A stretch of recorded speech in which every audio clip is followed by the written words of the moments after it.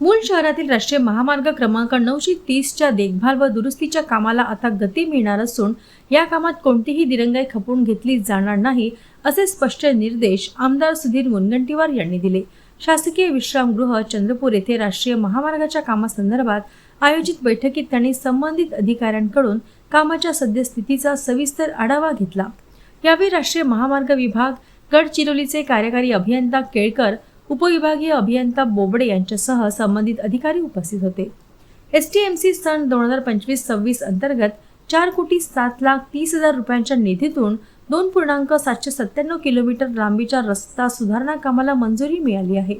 या कामाची निविदा प्रक्रिया पूर्ण झाली असून काम सुरू करण्याची प्रक्रिया अंतिम टप्प्यात असल्याची माहिती अधिकाऱ्यांनी बैठकीत दिली।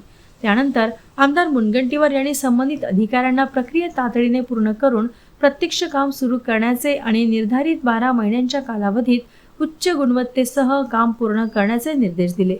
या कामामध्ये सुमारे 2.50 किलोमीटर लांबीचा दुभाजक विकसित करून त्यांचे रंगकाम, 300 मीटर लांबीच्या RCC नालीचे बांधकाम, खराब झालेल्या रस्त्याच्या भागांचे पॅनल रिप्लेसमेंट तसेच पेविंग ब्लॉक बसविण्याची कामे करण्यात येणार आहेत।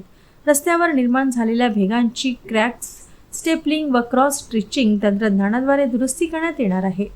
याशिवाय वाहन चालकांच्या सुरक्षिततेला प्राधान्य देत संपूर्ण 2.797 किलोमीटर अंतरावर थर्मोप्लास्टिक पेंटने रोड मार्किंग, आवश्यक ठिकाणी दिशादर्शक व इशारा फलक, रात्रीच्या वेळी दृश्य मान्यता वाढविण्यासाठी कॅट आयज, वाहनांचा वेग नियंत्रित करण्यासाठी रंबल स्ट्रिप्स तसेच आवश्यक रोड फर्निचर उभारण्यात येणार आहे।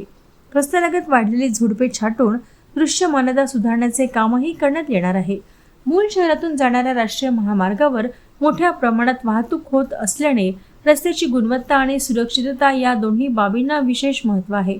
त्यामुळे मंजूर निधीचा योग्य विनियोग करून काम दर्जेदार पद्धतीने आणि वेळेत पूर्ण झाले पाहिजे। यासाठी आमदार सुधीर मुनगंटीवार यांनी अधिकाऱ्यांना स्पष्ट सूचना दिल्या। बैठक केवळ आढावा घेण्यापुरती न राहता प्रत्यक्ष कामाला गती देण्यासाठी आवश्यक असलेल्या उपाययोजनांवरही यावेळी सविस्तर चर्चा झाली।